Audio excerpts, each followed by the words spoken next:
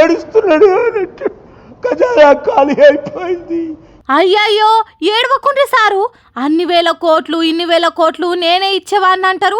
అసోంటి మీరు ఖజానా ఖాళీ అయిపోయిందని ఏడ్చుడు మంచిగా లేదు సారు. అప్పుడు నీకు తెలీదా?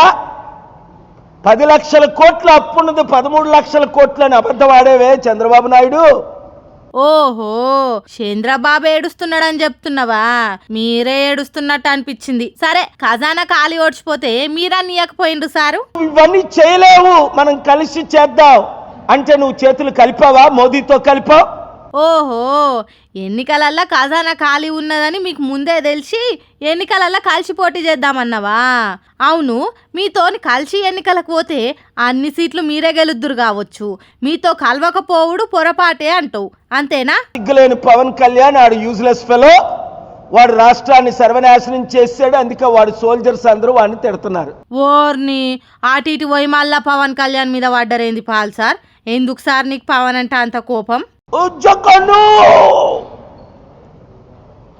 నువ్వు మందు 50 రూపాయలది 150 రూపాయలకు అమ్ముతున్నావు, కడుపులు కొడుతున్నావు అని మందు గురించి కూడా కామెంట్ చేశాడు పవన్ తమ్ముడు. ఇప్పుడు వాళ్ళెంతకు అమ్ముతున్నారు? కల్తీది వాళ్ళకంటే దారుణంగా అమ్ముతున్నారు. నీకు మైకు చేతికిచ్చి మాట్లాడమంటే ఎవరైనా ఒకళ్ళని తిడుతూనే ఉంటావు. సరే గాని ఆఖరి ముచ్చట ఒకటి చెప్పుండ్రి, మీరు చెప్పినట్టు చేస్తాం. Jagan followers, Pawan Kalyan followers, Chandrababu followers, లోకేష్కి ఎలాగ ఫాలోవర్స్ లేరు. ఇప్పుడైనా వినండి, 7569441275కి మీరు వాట్సాప్ గ్రూపులు పెట్టండి. చూసారా, నన్ను ఓడించాలని ఓడించారు, వాళ్ళు ఓడిపోయారు. రాష్ట్రాన్ని ఓడిస్తున్నారు, దేశాన్ని ఓడిస్తున్నారు. మనం ఆపం. రాజ్యం మందే, అధికారం మందే, మీరు నేను కలిసి పనిచేస్తే అంతే సార్. ఎవ్వరు ఏమన్నా ఏమనుకున్నా మీరు ఆపకుండ్రి సార్. ఇట్లనే ప్రెస్ మీట్లు పెట్టి మైక్ చేతికి ఇస్తే ఇరగదీయుండ్రి.